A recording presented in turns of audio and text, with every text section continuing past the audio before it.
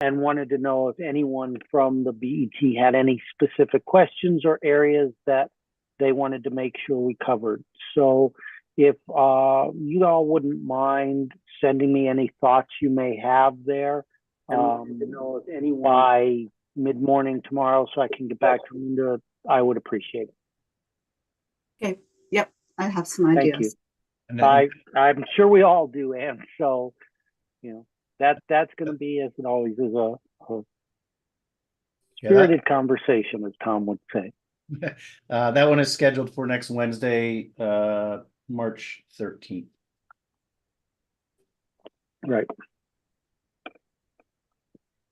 Okay. I'm going to suggest maybe we get going in the interest of time and we can catch others up. So, Tom, you want to do your recording magic? Yep. Mayor, just so you know, so to remind him in case. Just in case, guys, just so you know, I'm getting a call, an issue that somebody, it's saying waiting for host for Garrett. I don't know if there's others that are having a challenge getting in, but I asked him to restart his computer. But if we're light in attendance, just want to make sure that. Yeah, I don't see anybody in a waiting room. All right, I said sign up to the link. He's trying again. Did he hit enter really hard? He might have, right?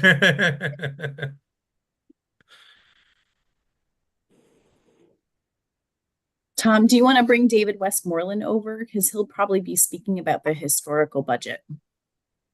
He is in as an attendee. He is an attendee. Yeah.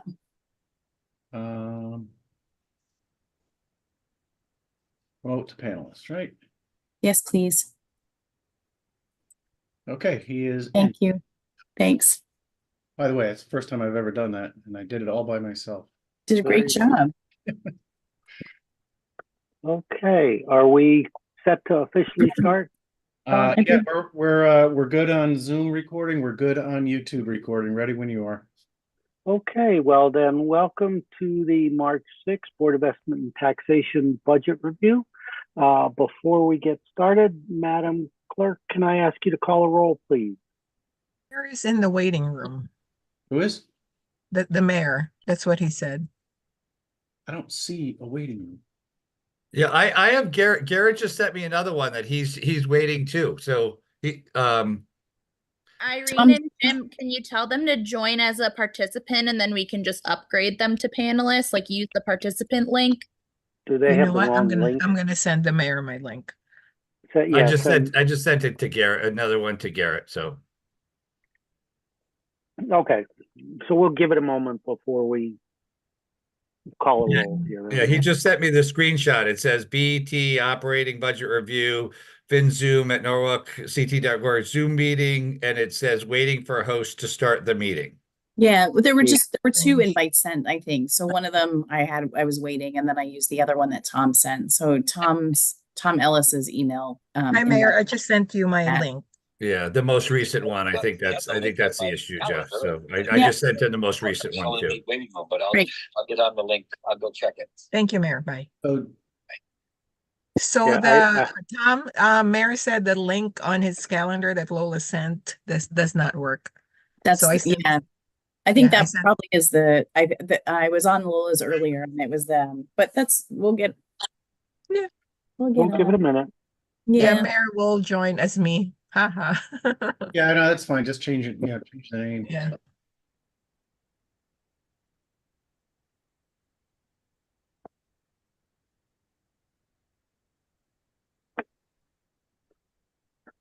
One of these Steve days supposed to we'll be all on get too, this figured Jess? out. So Steve is going to be on, but he has a planning and zoning meeting at the same time. And so we're just going to text him when we're ready and he'll join us. All right, no problem. I was going to send it to link to him so. Oh, if you could do that, that would be great, Jim. Okay. Thanks. Okay. Hey, there he is. All right. Good evening, Mr. Mayor. All right. Once again, welcome to the March 6th Board of Estimate and Tax Operating Budget Review. Madam Clerk, can I get you to call a roll, please? You're really. Here. Mr. Abrams. Here. Mr. Camacho, He's not able to Miss- join us this evening. Mr. Constant, Here. Mr. Gilleret, Here. Mr. Casimis, Miss Yang, Here. 5, we have a quorum. Great, thank you. Before we start tonight's proceedings, Mr. Mayor, any opening remarks that you would like to make? No, like I said the other night, or last night, thank you to the BET for your volunteering to serve, because this is a very challenging process. I also want to thank our department heads who really worked hard to scrub their budgets down. We know, as I said before, this is a very difficult budget year, probably the most difficult budget year I've encountered, and probably all of you as well. But, we're going to get through it, and we'll scrub where we can and fund what we can and move forward. Thank you very much, Mr. Mayor. And I assume everybody did see that the Common Council did set a cap last night. So we do have a cap that we're working against. I will remind us as a board, as I did the other night, that our job is to look at and understand and challenge expense, not necessarily to get into specific discussions of how each department operates. We need to ask questions of clarity on operation that affect budget, but really not get into directing specific operations. With that, Tom, I will turn it to you. And as we discussed in the pre-meeting, I'd ask you to kind of go through some of the new headings we're going to see on the spreadsheet before we get into the department reviews, please. Okay, yeah, well, I'll start with that.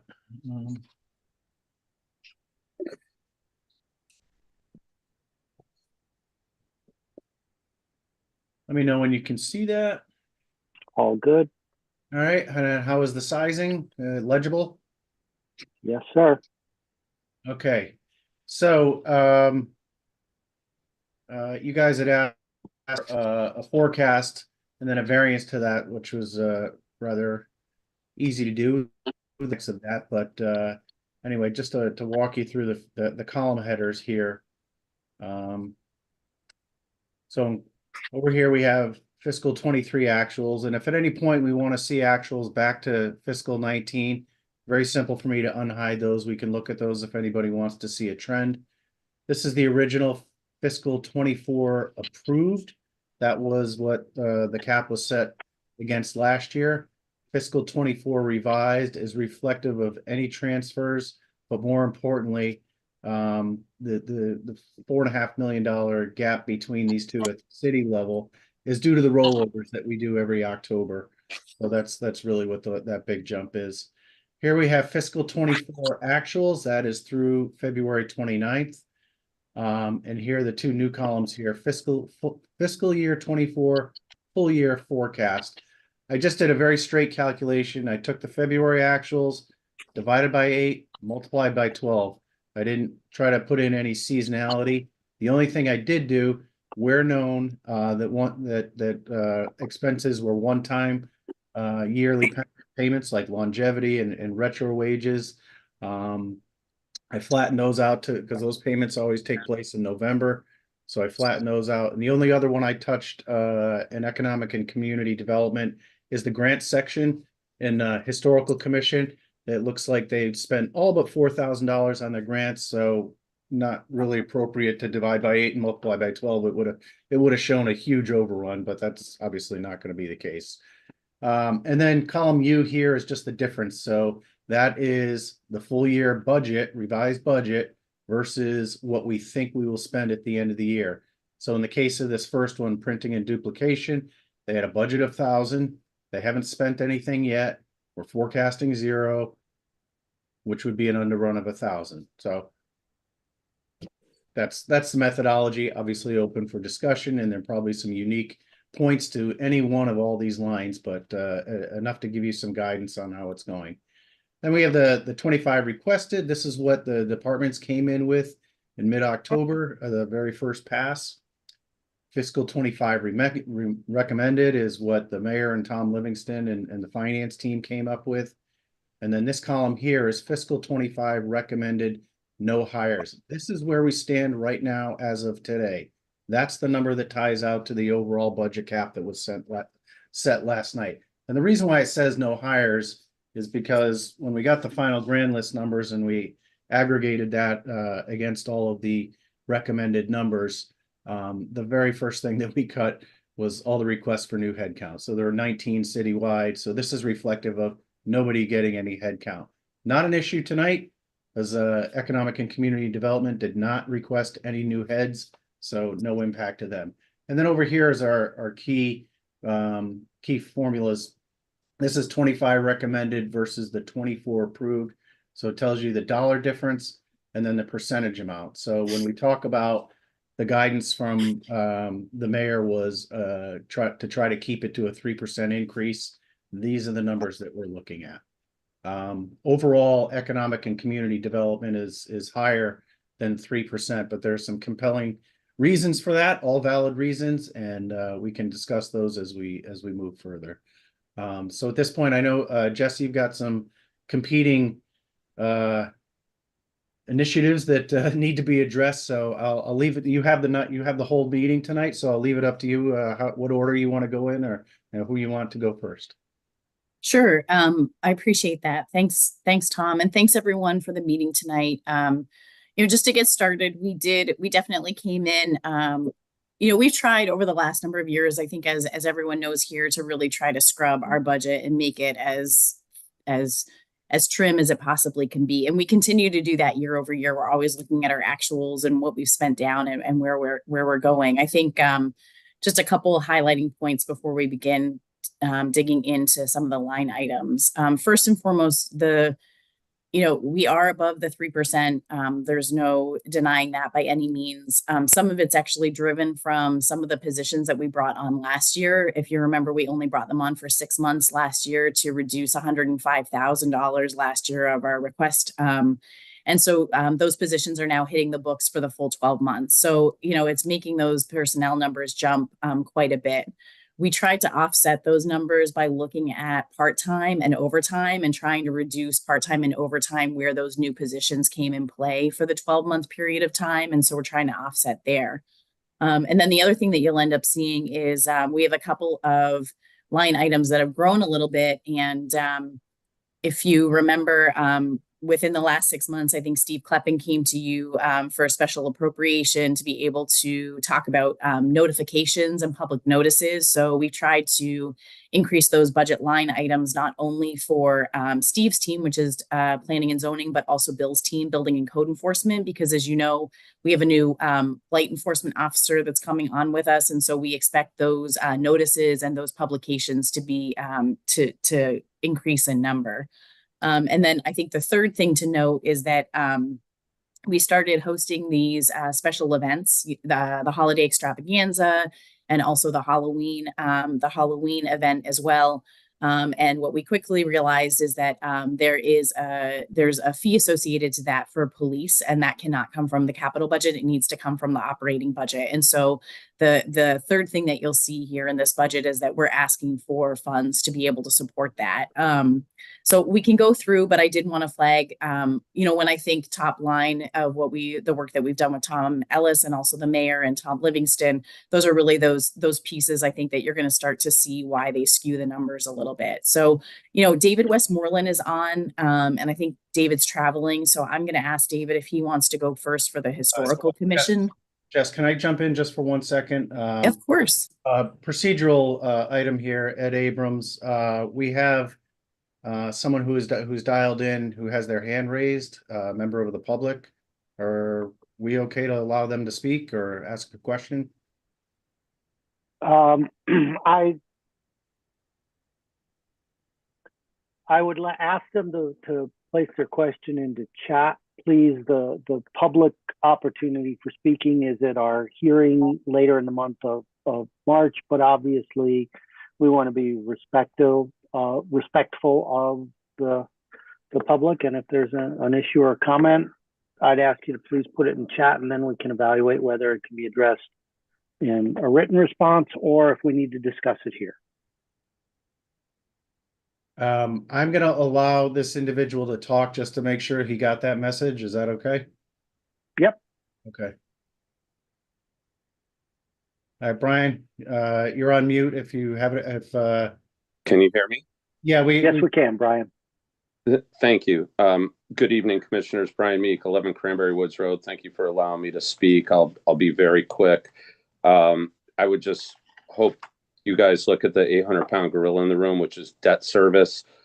Look at the items that are driving debt service. Typically, basically, funding construction. We're way overspending for these properties down in South Norwalk. There's comps on West Avenue with 10 times the foot traffic selling for half the price right now. We're just spending way too much. There's no cost of money analysis on Norwalk High. There's no real abatement assessment other than, well, we'll see how it goes. I remind you that the Windows project at West Rocks was bid at $2.5 million and finished at $5.5 million from abatement. And these are things that could really sandbag us down the road. I appreciate your consideration, all your hard work and efforts, and thank you, and have a productive meeting. Thank you, Brian. okay, back to you, Jess. Great, thanks. If it's okay, with you, Chair, can we take historical first and let, David speak to his budget and we can let him head off? Okay. Yep. Just get to that. It's all the way at the bottom. Just wait. It is. Wait. Okay, here we are with Historical Commission, and we are at 21.3%. That's one of the items that's helping to drive the percentage up. But David and or Jesse, you can take it away at this point. Sure. I'm going to hand it over to David, and just so that everyone knows, David and I have had multiple conversations about this, and he can walk through each of the line items, but I'm sure you can talk through it with David on the detail of what his thinking is for the particular historical asks. Sure. Good evening, everyone. Can you hear me? Yep. Yep. Okay, great. Thank you. So there are really only two line items, I believe, where we requested any change, and one, in both of the changes are down substantially from our original request. The first item is buildings. We had asked for 45,000. I think we spent 15 or so. I can't really see on the spreadsheet. Is what we normally spend. The roof at the Gate Lodge in Matthews Park has had a lot of issues and has been leaking, and it turned into a mold problem and all this. So we're cleaning all that up. We're trying to patch the roof. Henry Dashowitz said that we should put the 25,000 for a new roof in the operating budget, and that's what we did. That has been reduced out to 20,000, which for the moment is fine. We're patching the roof. Not sure that it's all going to work, but hopefully it will and last us a couple of more years, because we're trying to get the Gate Lodge listed on the National Register of Historic Places, which will make us eligible for matching grants from the State Historical Restoration Fund. So the only reason why I mention this at all is that there is a possibility, if we're not successful at shoring up the roof for the next year or two, we may have to come back for the next year. We may have to come back for a special appropriation, but we hope that we're not going to have to on that. The other item where we had requested a change was on our grants and donations line. Some of you may be aware, some of you may not be aware, the City of Norwalk has a public-private partnership with the Lockwood Matthews Mansion Museum Incorporated and the Norwalk Historical Society to operate the Lockwood Matthews Mansion itself and keep it open to the public and program it and work with the city on keeping the building open to the public and on capital improvements and things like that. The Historical Society maintains the museum at City Hall and Mill Hill Historic Park, where we have 5 buildings, and do also programs and things like that. The Historical Society also manages the city-owned museum collection, which is pretty substantial. As part of our operating agreements with those two organizations, we provide an operating grant every year to help cover with utilities cost and some of the operations of the building. The big request was the mansion currently gets $100,000 a year. They had requested an additional $100,000. As many of you know, the mansion is closed as we're undertaking a $12.5 million renovation to upgrade all the infrastructure, put in new wiring, new plumbing, new HVAC, lighting, things like that throughout the building. And as a result of that, the mansion, the private 501c3 that runs the mansion had to move out of that space. They eliminated all their paid staff except for 2 people.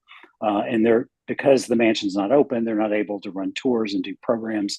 And so they're suffering in terms of from an operating standpoint.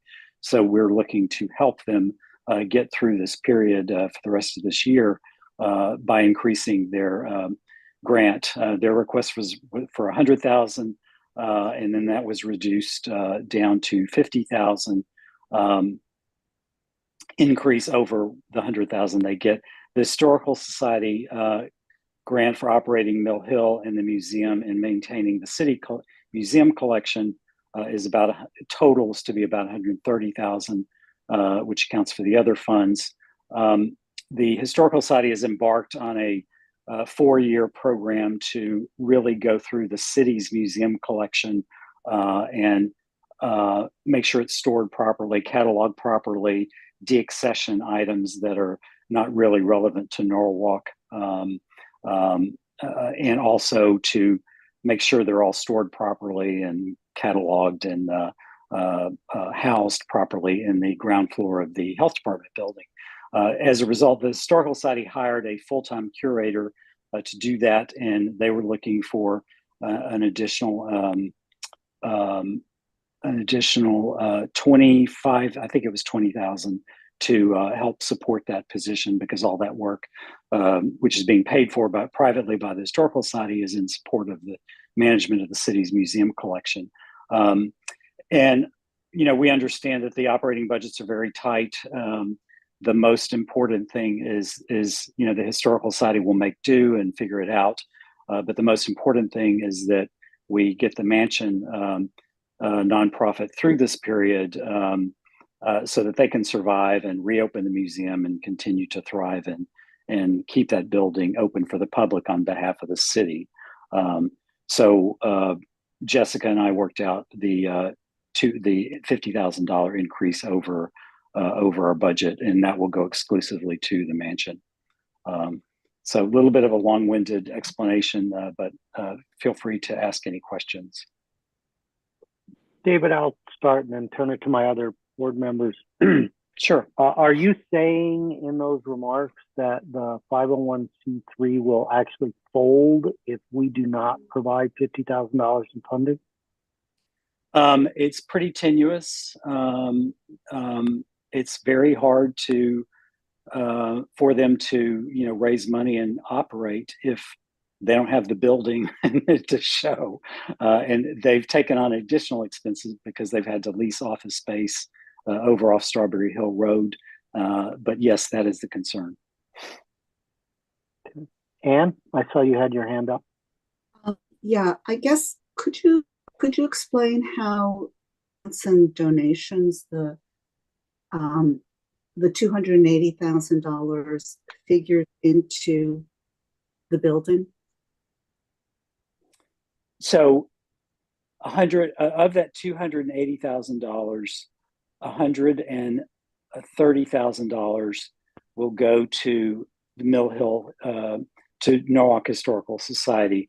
We have an operating agreement with the city that specifies an annual grant to assist with the operations on behalf of the city to run programs and keep those buildings open to the public. Both the Historical Society and the Lockwood Matthews Mansion raise substantially more than that to actually make all that happen. So they're not 100% dependent upon the city, but they are managing and maintaining and doing programs to keep those buildings and historic sites open to the public on behalf of the city. The 150,000 will go to the mansion to help them pay, their rent at this place, utilities, things like that. And the rent is for the staff while the building is being renovated? Yes, for the staff, for storing of. We had to move all of the furniture. All of the mansion is 100% empty. We literally had to empty the building. All that is in storage in various places, including at the Strawberry Hill offices. We have a big semi-container in Matthews Park that's full. And then for the finer museum quality objects, those are in climate conditioned storage offsite. And is there any city facilities that you can use, whether at the transit district or the schools or something like that? No, we did an extensive review. I mean, the transit district's being renovated. Where in fact the Historical Society is storing a lot of their WPA paintings and murals and a bunch of things on for there while they renovate for the next 3 years. We looked at all the schools. We looked at space at the senior center. We looked pretty much everywhere. And that was all done. That was all done in conjunction with Allen Lowe Facilities Management. So this 321,000 as your total budget principally goes to the mansion. Is that correct? No, 150,000. Well, in the 321 number, 150,000 goes to the mansion. 130,000 will go to the Historical Society, and then the smaller amounts are for maintaining the buildings and for supporting the Historical Commission's efforts. And what is the total budget? How much do you raise independently for the mansion and for the Historical Society? So in a normal year when the mansion isn't closed, their operating budget is around $450,000. So 100,000 of that comes from the city. So they raise about 300 to 350,000 to operate. The Historical Society's total budget's about 300,000. So they raise $170,000 on top of the 130. Do you think that there's an opportunity to maybe, instead of some of these funds just being an outright grant, to make them as matching grants as an incentive? Because I always find that is a good incentive in fundraising. So we may get a better run. We may get a better run by having more monies raised through the nonprofit. In our experience with fundraising with the public, most people don't want to pay for operations, but they're happy to pay for towards an exhibit or towards a capital improvement to the building, to any of the buildings, to things like that. And we do employ, matching strategies for that. But both of the organizations currently far exceed the grant that they're given by the city in terms of money that they raise anyway.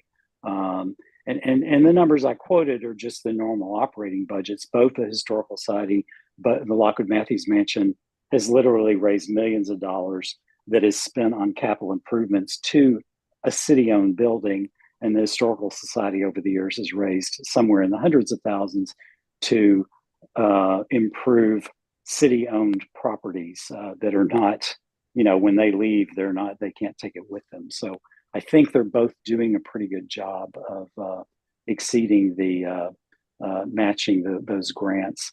But I don't think on the operating side that setting up some kind of matching grant incentive is really just going to cause even more pressure on both those two organizations to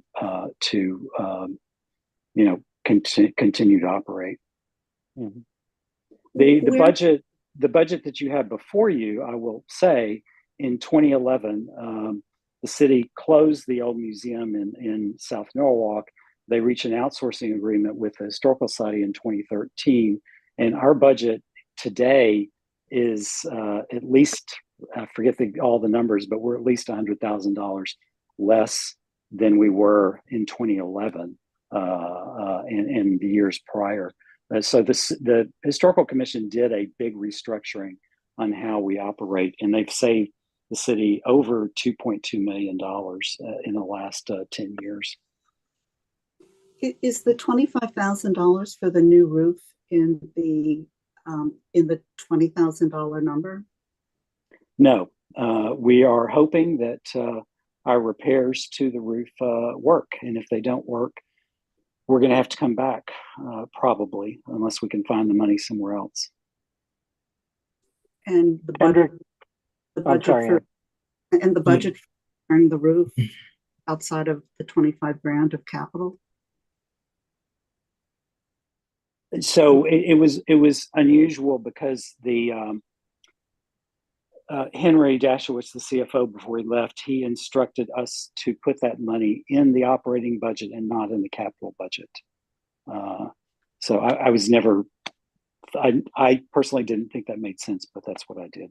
And like I said, we are working very hard to try to make do with the roof for a couple of more years, because I'm working some other avenues to try to make that building eligible for state funding. But that's 2 years away.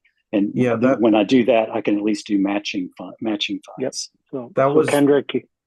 That was my same question about the roof. I wanted to know what's the likelihood that the state will match.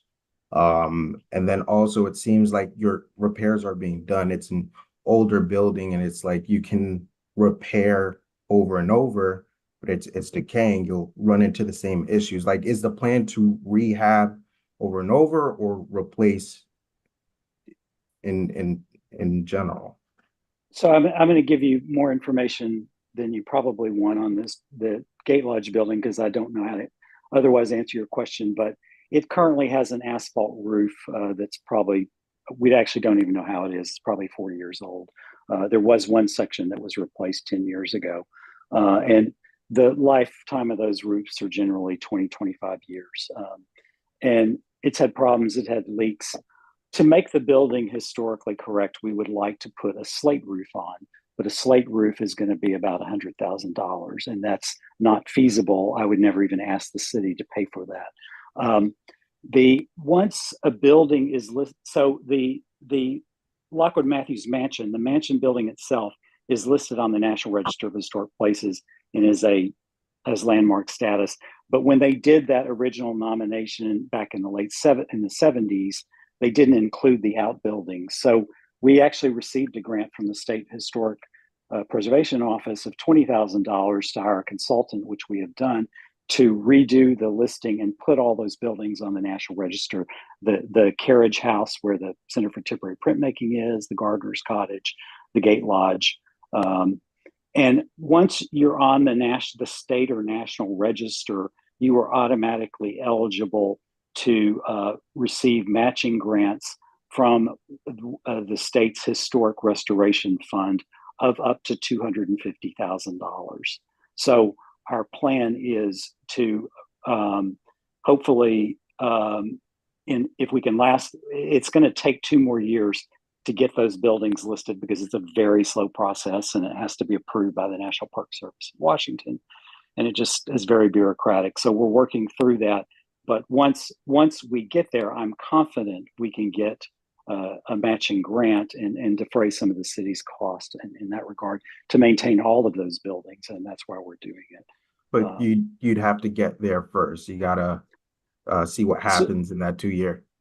Yeah, and I hate to spend $25,000 and put a roof on it that in the long run I don't really want anyway, and because it's we'd like to make it historically correct, but if the city ends up investing $25,000 in asphalt roof, we're not going to replace it again until 25 years, whenever that roof wears out, because we're pretty thrifty with the city funds. Yeah. So David, thank you. You make very compelling arguments. I would like to suggest to the BET that specifically the grants, donations line item, we leave for now as an open item to be revisited when we see how the full budget comes in for the city. It's nothing, David, to say you haven't made a compelling argument. It's just we're only a part way through this and don't know what trade-offs we may or may not need to make. And I'd like to flag this as an area to go back and look at. Is everybody comfortable with that? Yes, I think that's a great idea. We do have to have some open items to give reconsideration to some things that we may question, but may want to make adjustments to as well. Thank you, Mr. Mayor. And David, thank you. You're quite welcome, and thank you for your time and attention. And I would just say, as a taxpayer, thank you. I don't envy the job that you guys have before you. So thank you very much. I know you're all going to work very hard on this. So have a good evening. Good evening. All right, Jess, who's up next? If Jim could go next, that would be great. Transportation, mobility, and parking. Sure, thanks, Jess. Garrett, I think, is also on as well. So I think the budget that is in front of you does show an increase over the 3%, but I'll explain a couple of those items as as they pertain to some transfers that took place. If we were to remove those transfers out of this, our budget actually increased 1.82%. The reason that the increase is here is because you'll recall a number of years ago, TMP was created and dissected out of out of DPW. And there were 3 accounts that were still associated with our signal network, our traffic signal network, that were still residing in the DPW line item, DPW budget. So in November, we came to you for a transfer of those to remove them from the DPW and move them into TMP. So that's really technically a flat. You're seeing an increase that's coming in TMP, but that'll be offset by a decrease that is coming out of DPW. For the total of those 3 line items. Those 3 line items are associated with our traffic signal network, and in particular, our fiber network. So it's important to note as we look at these, and we look at what is potential increase in these, that they're really flat numbers. And why they're particularly important is so the city was able to invest in a fiber network that connects all the traffic signals, and this was accomplished through a federal grant that allowed us to get in.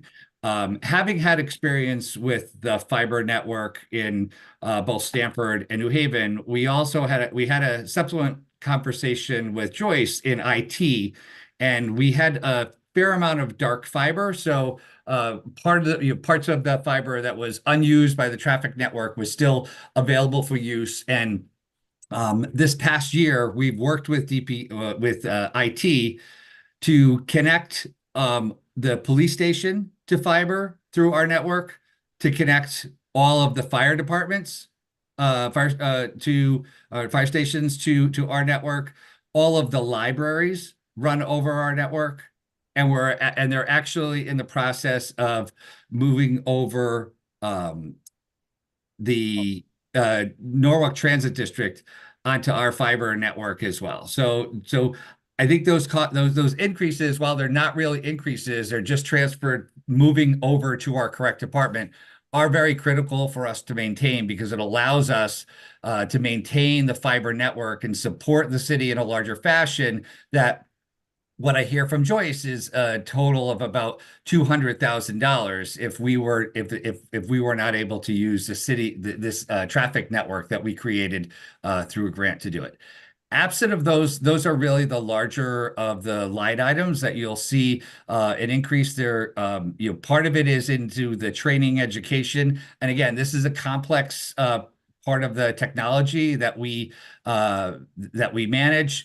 We want to make the training and education is to ensure that we manage the fiber network in an effective manner, that we are able to take advantage of looking at dark fiber and how it could integrate into additional cost savings for the city. So you'll see that, and I think the other thing you see the increase in is the other professional services. And this is largely a fund that we use as we manage the Walk Bridge project and some of the other projects in place. So we look at hiring consultants through this who assist with the management and protection of traffic. So looking at the detour plans, working very closely with the state and with us to ensure that the disruption due to the various walk bridge projects that are occurring throughout the city, are minimized through the public. So after that, we worked very closely with Jess to maintain a flat budget. So you'll see the other items that are really flat to last year. I think this year is going to be a very busy year for TMP. When we presented our 2023 annual report, it indicated that we had $42 million of grant requests, of which $18 million were funded. So we're starting to see the fruition of our work take place. We will have the phase one of the Wall Street rehabilitation work take place this year. We had hoped that we were going to be able to do a ribbon cutting in April. The contractor who is selected will be able to start until August 5th. But nonetheless, we will be starting that this year. We were also awarded the highest scoring community connectivity grant through the Department of Transportation that will rebuild and rehabilitate the Stevens at Stewart intersection, and we are working fast through a design so that we actually are in construction this year. And then we have another number of smaller projects that are taking place, but we're trying to manage that throughout the city. And then in addition, we did have a grant for the next phase of our signal modernization. That is a 100% CMAQ air mitigation grant that we received. Some of that work is started underway, and then we are in the design for the next phase that has been approved for us as well. So happy to answer any questions about our budget. Thank you, Jim. Before I turn it to other members of the BET, two quick things. Tom, first for you, just so I don't forget, can we make a note to ourselves to make sure that when we review DPW later in our process, we're in fact seeing the decreases in that budget to offset the increases that Jim has talked about here? And then Jim, specific to your comments on other professional services and the cost increases related to Walk Bridge and Walk Bridge consultants, why isn't that cost borne by the state?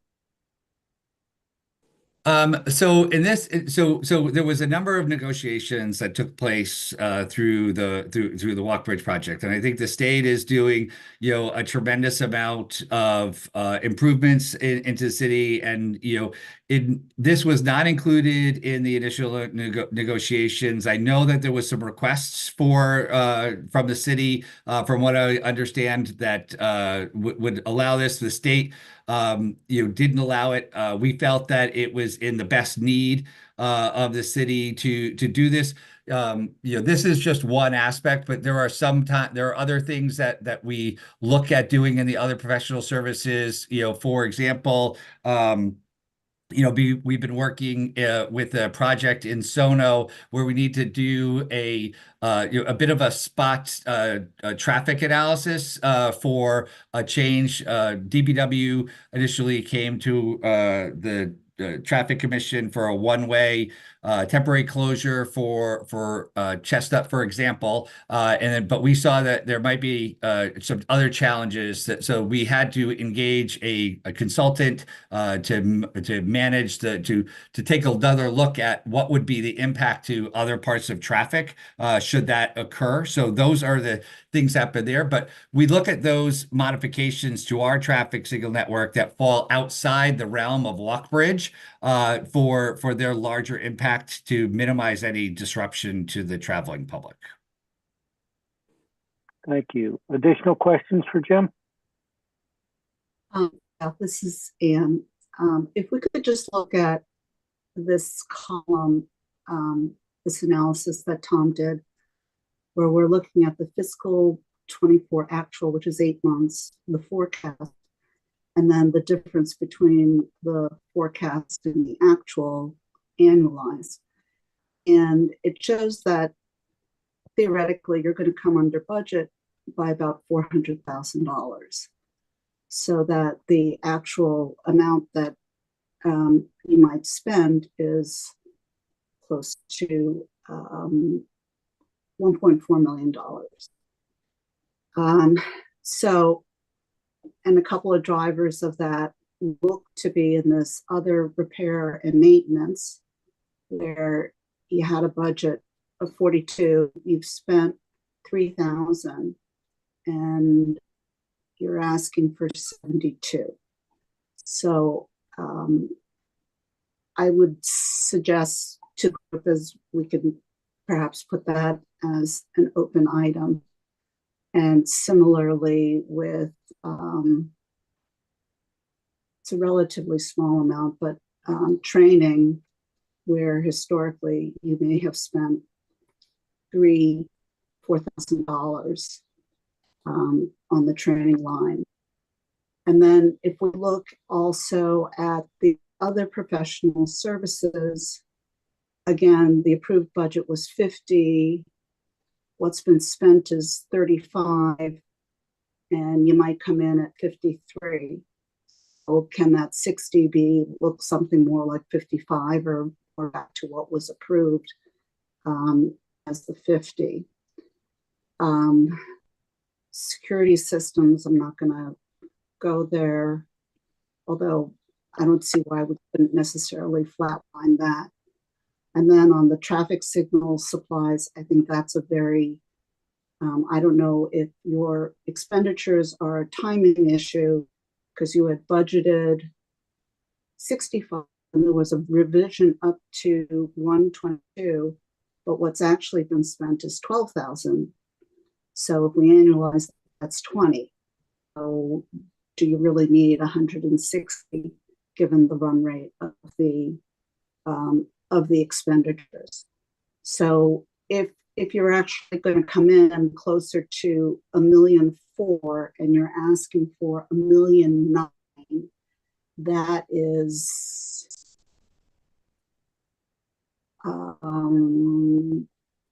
that's like a 40% increase year over year. If you allow me to jump in just for a quick second, Jim. And what the actuals don't include is what we call encumbrances. So think of it as checks that have been written but haven't been cashed. So for example, they may have a purchase order out there for traffic signals totaling $100,000, but the materials haven't been received, the work hasn't been completed, therefore they haven't cut the check. So that's one of the cautionary notes about you using the forecast. It's only off of actuals, not what's totally encumbered. Okay. Well, But- maybe put some of these items on the open items list. We can get better numbers so that we can make a more informed opinion. I think that's a good idea, Anne. If I can, on the transfers, you can certainly decrease them, right? But we just need to understand that we will not be able to support the cities. So these are expenses that we've been working with the IT department to expand our fiber and allow them to go in. So we've been moving things around to do it. So I think we have some expenditures that are timed to come in this. if we do not have the funds to manage the fiber network, we can't support IT, which has a savings of about $200,000 a year, according to Joyce. We just don't have the resources we won't have the resources to be able to do that. So we would have a fiber network that we can't utilize to its maximum efficiency by providing, like we took a traffic network and offered it to the IT department to have a better benefit to the city at large, but I can't do that if we don't have the funds to manage the fiber network. Understood, Jim, and I think by putting it on an open item list, all we're looking to do to Ann's point and to Tom's point is to understand, and we're not going to be able to get to it tonight, if there are other encumbered expenses that aren't in the FY24 forecast that make the variance year to year look less dramatic. Right? We're not trying to do things that we can't do. We're not saying by putting on an open item issue or an open item list, it's a no. It's just let's get more of the data. Okay. And then as we look at the full year and the full city budget, feel confident that these areas are in line with the requirements. That's all. Okay. I have another question, which is where does the $1 million of parking tickets revenue come in this budget, Tom? Does it go straight to the city at the top line, or does it involve some of these accounts? I don't think it's what we wish it would be, but probably Jim or Jess can speak to that a little more detailed. So the city operates a parking authority, that is a separate entity, very similar to the WPCA, right? So the parking authority operates their facilities, and the money is largely a reinvestment into the parking assets, so making sure that the garages stay in a state of good repair. The city, the parking authority does contribute nearly $500,000 a year to the city's operating funds. That's to cover my salary, parts of my salary, parts of Brian's salary, parts of the salary from our legal department, as you know, in support of legal. But that is a contribution that the parking authority makes every year. But largely, the revenue coming from parking is reinvested in the parking assets to keep them operational. Thank you. I think largely what we say is it defers any cost that the city would need to incur to do that. So I think we're in the midst of multi-million-dollar improvements to the facility to keep them up and running. Without that, that would have to be largely a city budgeted item. Thank you. All right. I have one last question. In terms of revenue generation, relative to traffic and parking, there's been a lot of press about the difficulty of finding parking along residential streets. Has been consideration of implementing a resident parking program like many other cities do? So we are actually having, so currently right now, the parking authority doesn't have the ability to manage outside to enforce outside the managed parking areas. We are actually scheduling a meeting with the mayor, Jess, and team to talk about expanding the parking authority's abilities to enforce citywide that would allow us to create a residential parking program. Okay. I would suggest, ladies and gentlemen, we take the rest of this conversation offline if we need to. It's straying a little bit from our scope and our mission this evening. Not that it's not important, but I do want to be respectful of what we're here to do, which is to look at this from an expense perspective. So, Tom, Jess, where do we want to go next? Great. We are going to go to Sabrina Godesky, who is our Director of Business Development and Tourism. She's going to present Business Development and Tourism and also the Arts Commission budget. Tom, you're muted, but if you want to reshare and then we'll start with the Arts Commission. Yeah, no, my Zoom screen's shut down and disappeared for about 5 seconds. I'm glad it didn't lose anybody else, but I obviously lost the share screen, so here we go. On these two items, can you expand your screen so that we can view the financials going back to 2019. And Tom, if you wanted to make me co-host, if you lose connection, then I should be able to carry the meeting, if we share the responsibility. And now you're not only you're challenging me on my newfound Zoom skills, huh? If you click the little dots beside my name, I think you should be able to make me co-host. Look at that, make co-host. All right, always learning. A little safety net. Okay, there. And how is the visibility on that one? And I can go bigger if need be. No, I think it's smaller, Tom, so we can see some of the prior year data a little bit more. So, yeah. That's back to where we were. Is that okay, Ann? That's okay. Let's keep on going. I can see from your what you've given us before the fiscal year 22. Thank you. Do you want to scroll up to the Arts Commission first? Yep. I think it's the first one on there. Okay, there we go. Sweet.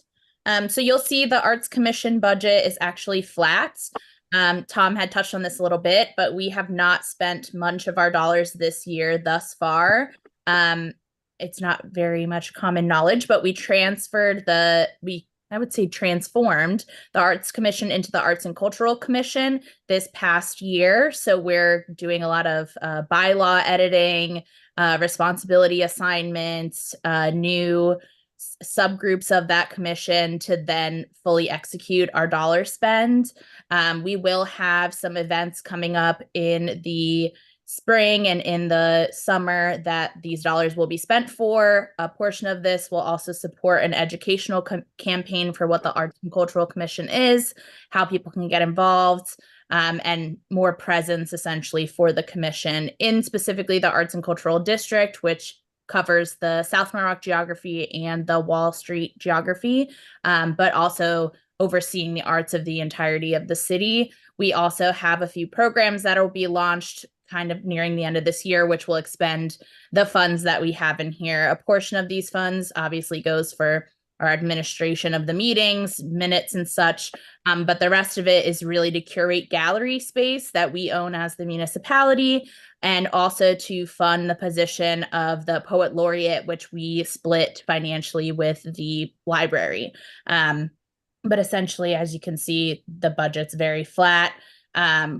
It's been flat for the last couple of years, but we expect that it should stay this way going forward, considering with the arts and cultural legislation released at the state, we are allowed as a commission to receive funding from private donors, and also solicit for funds, so fundraising and all that fun stuff. So we're hoping that this is the last year that you'll see kind of a budget that's flat, but a budget that is anywhere near significant to what it's been before.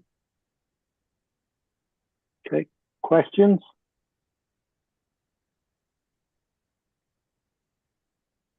Okay, good for business development now? Yep.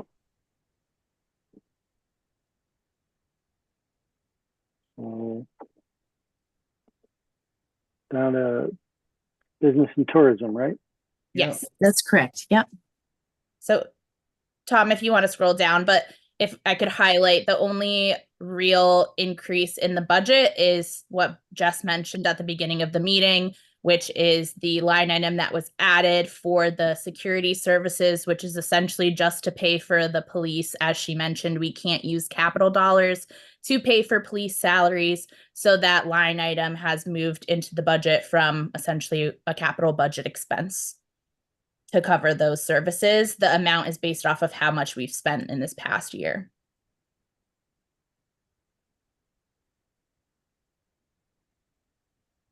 Okay, And I think question. you're muted. Apologize. Tom, can you tell us what and I suspect the accounts have changed as well, but what was the expenditures in fiscal 2019 in this category? Unhide here. If you could just tell us Yes. verbally. Here's fiscal 19. It is any specific line item or business development in total? In total. 354. And then 20 was 89,000.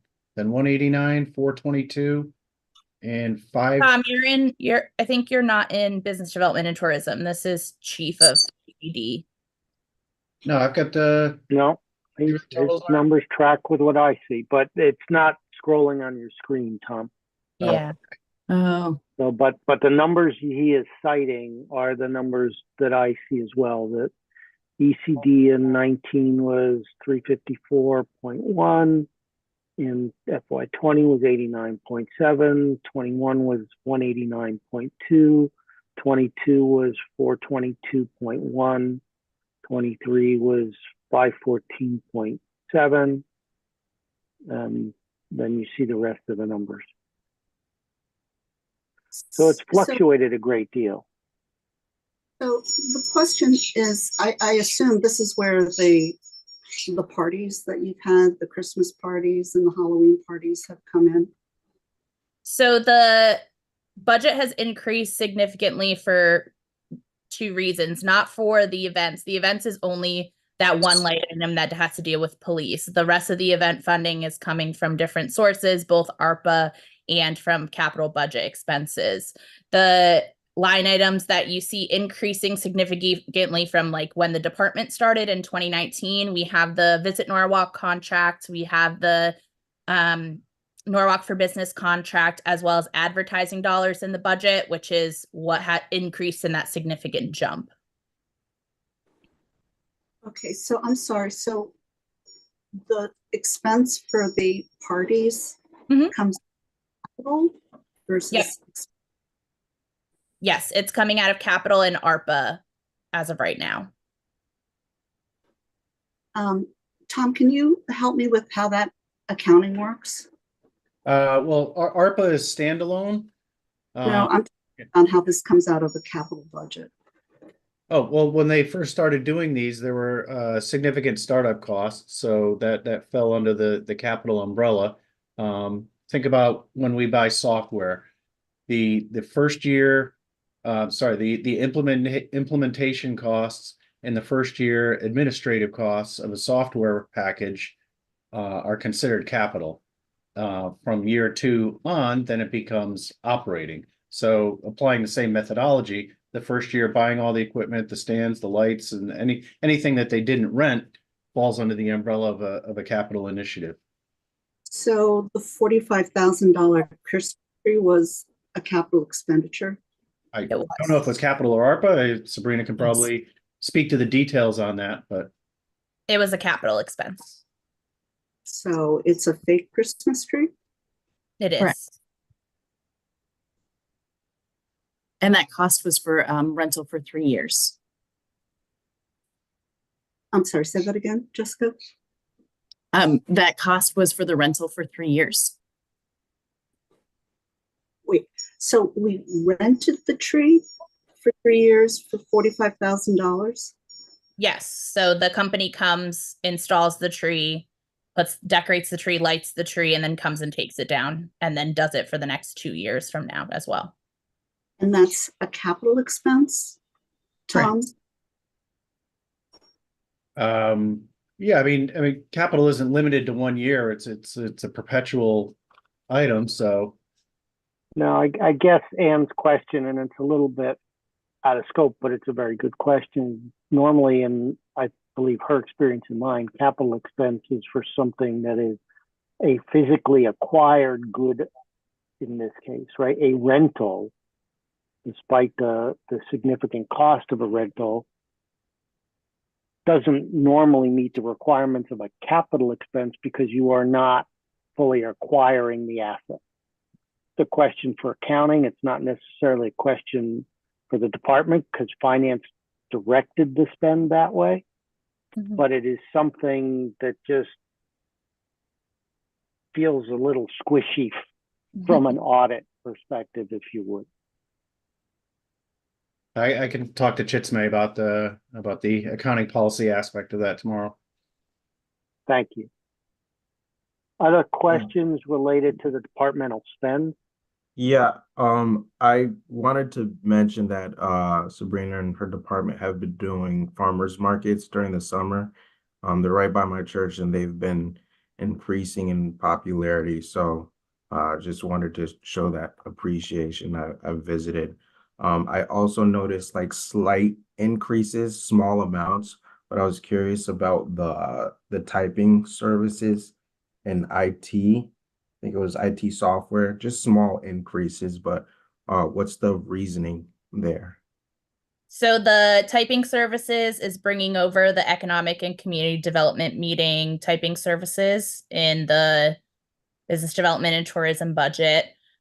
We are just accounting for if we have all of our meetings. Essentially, we did the math to have it. Usually they would skip a meeting. We haven't been skipping meetings at all. They used to skip at least one a year. We don't do that anymore. So we fully funded them for having one meeting, once a month, essentially. And then what was the other item you mentioned? Sorry. IT software? IT software. So we have two additional websites aside from the city website, the Visit Norwalk website, as well as the Norwalk for Business website, which is really an economic and community development website. Both of those have hosting fees that we have to pay for every single month. So that's essentially that increase. Okay. And then are those like well, for the typing services at least, is that a transfer from, because I know typing services comes up a lot for all the departments. Is that transferred from another budget or is that just an increase? Originally, when it transferred into this budget, which would be, I think it transferred in maybe in 2020, maybe 2021.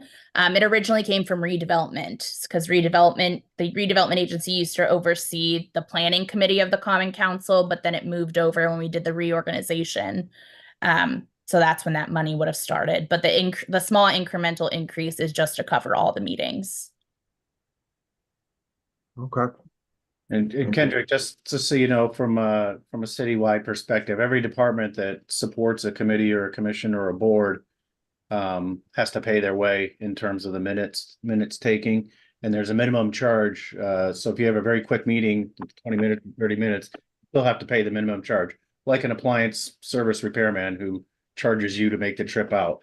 And then once it goes up beyond a certain time limit, say an hour, you start paying by the hour. So Exactly. it adds up pretty quickly. I have two more questions on two items. One, on advertising, this is where the new logo development expense would have been put. No, the advertising line item is specifically for paid advertisements. So you're talking about TV ads, social media, those types of things to promote the city and promote our events that we have. The logo development actually came out of the 150 other professional services line item you'll see, which is an ongoing contract we have in place with an advertising and marketing company, which is DKA. We've had them, I believe, since 2020, and their contract is expiring after this fiscal year. So we'll go out to bid for that again. But it was essentially a service that we pay for already. They just divvied up their time spending on that specific project rather than other things that they would already have done. So that contract is was it for 2 years at 150 grand? It was for, I can't remember off the top of my head, but I believe it was 3 years with 2-year extensions, 2 1-year extensions. So for 5 years. At $150,000? Yes. Okay, so in 22, 55,000 was spent. So do you remember if we had the contract in place then, or if the parking authority paid that portion? I can't remember. Well, we always had the Visit Norwalk in place, but I think it was the Norwalk for Business that came in as a secondary piece, right, Sabrina? And then those contracts were had different timelines on them and so we basically merged those so that they would be in the same that they would operate on the fiscal year. So that's when we did the Norwalk for Business contract, which was building out the Business for Norwalk website, which is the one-stop shop for businesses coming to the city.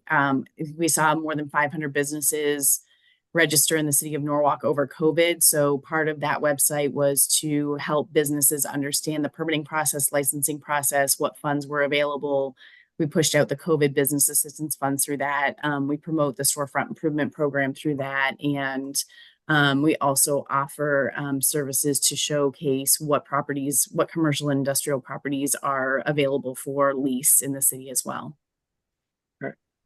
So I'm sorry, so this contract is coming due at the end of this fiscal year. So we have the opportunity to go out and rebid it? Next fiscal year. So after 2024, 2025. So as of June 30th, 2025, we would have to be out to bid and rebid the contract. Yes. Okay, so we are fixed into 150 by contract. Yes, for this year. Yeah, given I live in this space, and I will tell you a creative agency retainer fee of $150,000 a year is extremely low. So it's not as if the agency is taking advantage of the city based on my professional experience. There was some discussion of a $120,000 Harbor Commission study. Where does that sit? That's an ARPA funded initiative. And so that is funded by the state? It's the federal grant program. So the city of Norwalk received approximately 39 million in ARPA funding, and we Economic Community Development received approximately $8 million of that. We gave almost $1 million through COVID business assistance programs. In addition, there was an affordable housing plan that's underway, a strategic harbor plan underway. We also committed a large amount of funding to tree planting. We also funded a tree canopy and a tree inventory plan as well. And so there's a total of $8 million, but that harbor strategic plan is funded through the federal government. And those I assume, Tom, those books are kept separately. Oh yeah, totally independent, separate bank accounts. We have very rigid and robust reporting requirements for the federal government. Sharon Connors coordinates all that. It is watched over like a hawk by many individuals. Yeah, and I think it just, I think it speaks to, so for the work that economic community development is doing, it's what you see through operating and what the capital budget looks like. But you heard Jim Travers say that we also have secured more than $18 million in state and federal funding for transportation projects that never hit the capital, never hit the cap because of that. In addition to that, we also have the $8 million in ARPA funding that has been used to support small businesses, especially through COVID and the pandemic, which is not hitting capital and is not hitting operating. And then I would say, in addition to that, last year we projected $3.5 million through building and code enforcement as revenue. We were over 7 million last year for building and code revenue. This year, we projected again 3.3 million. We're already over 3 million, and we're in the month of February. So we expect to be over 4 million, 4.5 million by the end of the year. And then there's also some revenue that comes in through planning and zoning, not nearly at that same amount, but those are all numbers that are factored into economic community development that you don't necessarily see in the operating and capital budgets. Thank you, Jess. I'd like to suggest we move on. We've got a couple other departments, and I'm cognizant of time. Great. Where to next? Yep, Steve Kleppen is on for planning and zoning. And I think, well, Tom, if you could stop sharing your screen and share again, I think maybe I think that might be helpful. I think we've lost your tracking on that screen. Was it getting a little glitchy? Yeah. So Steve Kleppen, our director of planning and zoning, is on. He's under the alias of Jim Travers this evening, but that's just because we were sharing links. But you'll see a little bit of an anomaly happening here. And it's something that we've been talking to finance about for a couple of years now. Planning and zoning is one department and conservation is another department that Steve oversees. And they were always two separate departments. One, of course, planning and zoning, the other conservation. The person who was heading up conservation is actually the assistant director of planning and zoning. And so, this year we brought both of those budgets together. We brought all those line items together under one budget under planning and zoning. So you're going to see increases under planning and zoning, but that's because you're going to see conservation committee absolutely zeroed out. So I just wanted to give a little bit of perspective on that before Steve gets started. And just on that, before we get into the line item detail, is the conservation number, was it roughly 388,000 last year? Yeah, actually, I did a cross check. I did a cross check and a check and balance, and because we merged the two of them together, we actually ended up reducing about $10,000 or $15,000 off of the two budgets together. Okay. It's just below planning and zoning, Ed, if you wanted to look at. Yeah, you just scrolled down for me. Thank you. I But put just the spreadsheet away. just showing that's all they're about. So just to clarify, planning and zoning is up by about $97,000. That's correct, because it includes now conservation. So if you look at the conservation numbers, they're all zero. They're all flat out. Right, but that's $292,000 versus an up of 388. So that's where Ann gets her difference. Yeah. So Steve, do you want to go into your line items? Sure. Do you have any particular spot you'd like to start? I think that 90,000, the difference of 90,000 in the personnel line for regular. Yeah, so we did have a new position that was put in, I think it was actually approved last fiscal year, but then we were asked to hold off on the hiring. We've just done that. That is somebody that works in the enforcement arm of the department under planning and zoning more so. So that person's on board. So that's probably the bulk of that increase. Outside of that, everything else is probably standard wage increases. We do have a bunch of folks that are probably, I can say, on the newer end of staffing in the department. So there's a lot of built-in step raises that are also part of that, but that would be the bulk of it. Right. So if I heard you correctly, Steve, the largest driver of increase is $90,000 in salary for recently onboarded additional headcount. Correct. Yep.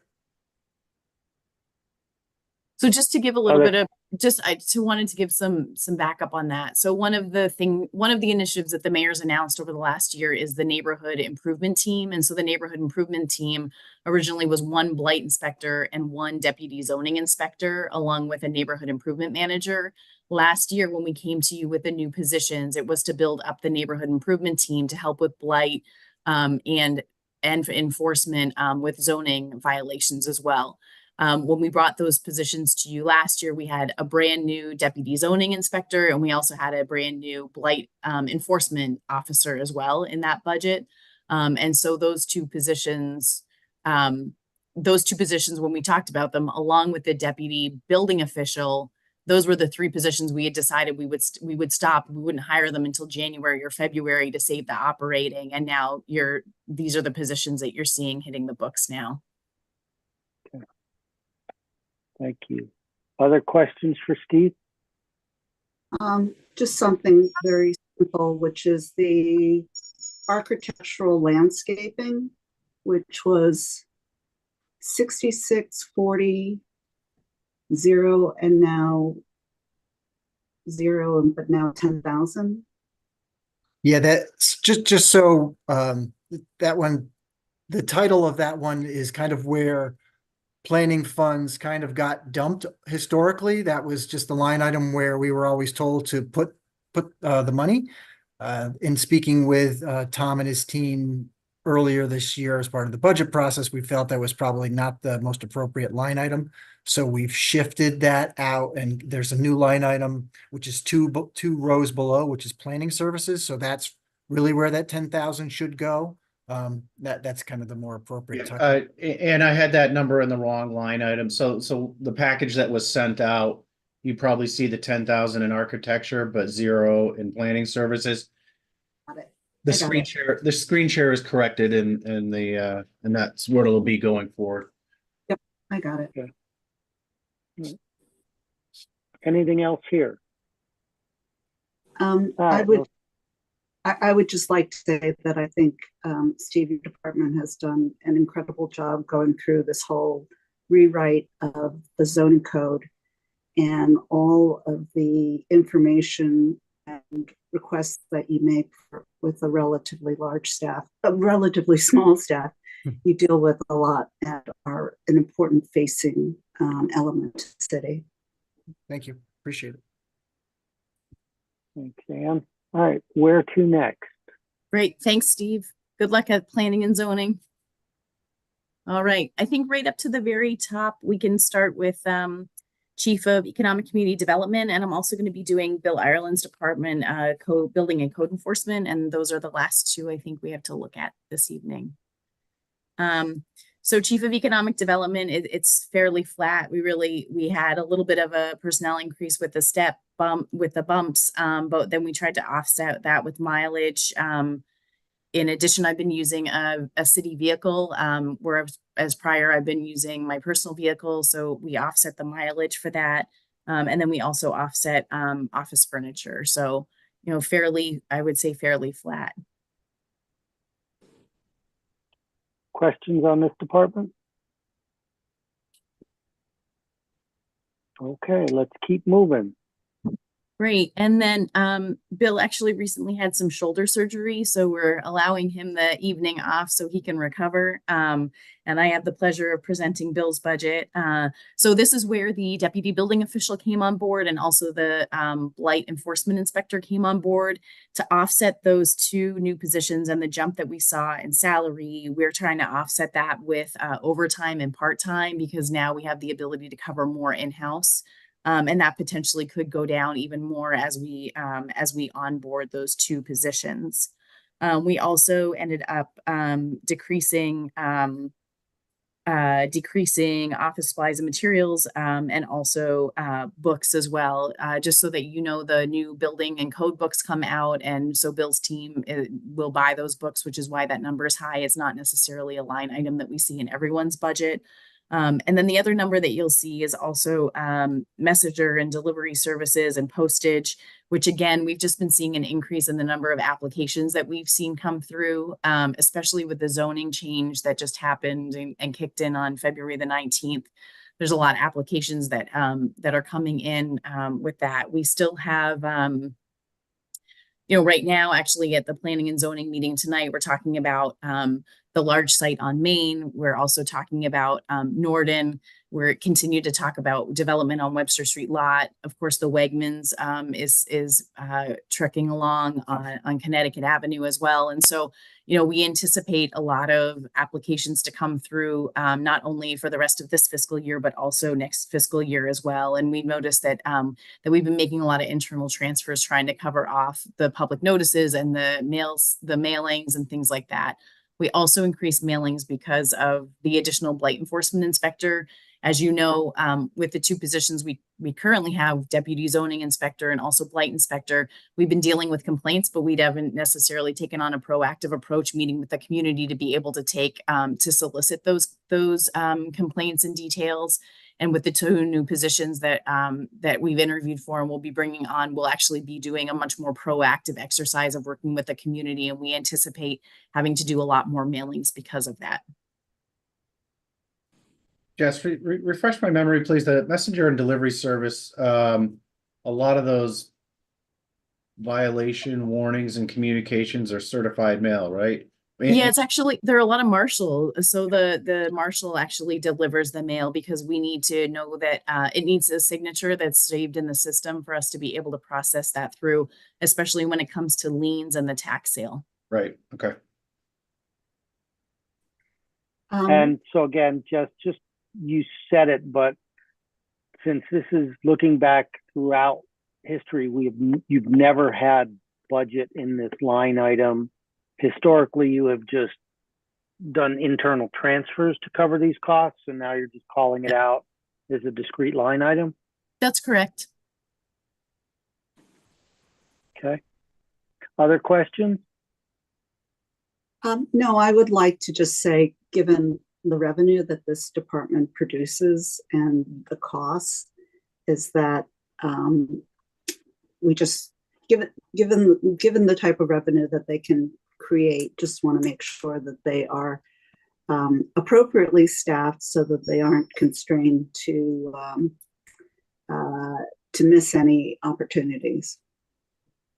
Yeah, and thank you very much. I really appreciate that. And I think, last year the city was very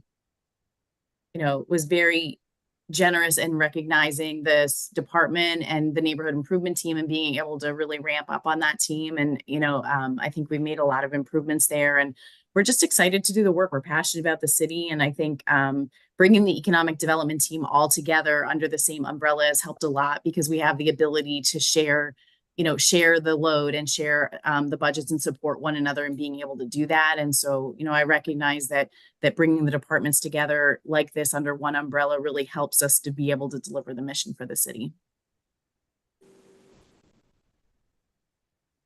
Okay, thank you, Jess. Thank you to your entire team. Before we close, any remarks, Mr. Mayor, or anyone else? No, well, I do want to say again, thank you to, Tom and Agnes, you've really stepped up and done a lot of work during this very challenging time. You've put in a lot of long hours and what you've done is very effective and proficient. We truly appreciate it. So just wanted to go on record as saying that Tom, Agnes, and Chitsume and Joyce, you really, really helped us through this challenge. Absolutely. Hear, hear. All right. With that, we are back together again tomorrow evening. And Tom, what departments are we covering tomorrow? Yeah, we got Lamont Daniels in the community services team. So that's the health department, youth services, human relations, and the library. And then after that, it's public works and recreation and parks. So tomorrow night could be a long night. The public works has a lot of line items, and so does recreation and parks. Community services has a lot of different initiatives going on, and that is also where the family navigator personnel resides. And if you listen to the Common Council last night, that was a frequent topic. So that's where we are. Indeed it was. All right. With that, thank you, Tom. Can I get a motion to adjourn, please? So moved. Thank you, Ann. All in favor? Opposed? Ladies and gentlemen, we are adjourned. We will see some of you back here tomorrow night at 6:30 for the departments we reviewed. You're welcome to join us if you'd like, but you certainly don't have to. Have a good evening, everyone. Good one. Thank you so much. Thanks, everyone. Thank you.